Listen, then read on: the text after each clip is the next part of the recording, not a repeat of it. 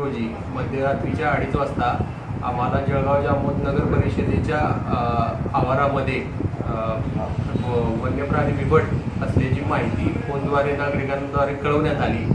त्या अनुषंगाने तात्काळ माझी टीम वनपाल पातेकर साहेब, त्याचबरोबर ती वनरक्षक गावंडे आणि वनरक्षक गव्हाणे यांनी तातडीने जाऊन त्याबाबत शहानिशा केली। CCTVची फुटेजची पाहणी केली असता वन्यप्राणी बिबट असल्याचेच ते निदर्शनास आले। त्यानंतर सदरचा वन्यप्राणी हा नगर परिषदेच्या कॅम्पसमध्ये गेलेल्याच आम्हाला बातमी मिळताच बुलढाणा येथील रेस्क्यू टीमला पाचारण करण्यात आले। बुलढाणा रेस्क्यू टीम, त्याचबरोबर ती जळगाव जामोद वन परिक्षेत्रातील पूर्ण टीम यांनी या सर्वांनी आम्ही सदर परिसरामध्ये पूर्णपणे पाहणी केली असता, त्याचबरोबर ती न्यू इरा स्कूलमधील CCTV फुटेजची देखील पाहणी केली असता सदर वन्यप्राणी बिबट त्या ठिकाणी आढळून आला, परंतु तिथून एक्झिट झालेल्याचं CCTV कॅमेऱ्यामधून दिसून येत आहे।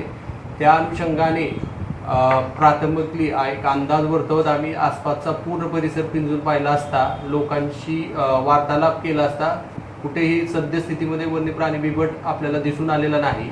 तरी वन विभागाच्या माध्यमातून सर्व नागरिकांना आवाहन आहे की वन्यप्राणी बिबट जर आढळून आलाच तर तात्काळ वन विभागाशी संपर्क साधावा आणि कोणीही घाबरून जाऊ नये। सदरचा वन्यप्राणी हा मनुष्य प्राण्याला टाळण्याचा प्रयत्न करत असतो, त्यामुळे त्याच्या जवळ जाण्याचा किंवा तो निदर्शनास आला तर एक सुरक्षित असं अंतर ठेवण्याचा आपण प्रयत्न कराल आणि विभागाला सहकार्य कराल ही अपेक्षा। धन्यवाद। आमच्या जळगाव जामोद शहरामध्ये बिबट्याचा संपर्क असल्याचा आढळून आला काही CCTV कॅमेऱ्यामध्ये। तर भरपूर 2-3 म्हणजे फुले शाळा, सिद्धिविनायक नगर आणि भाजी मार्केटच्या बाजूने गेला असं करतात।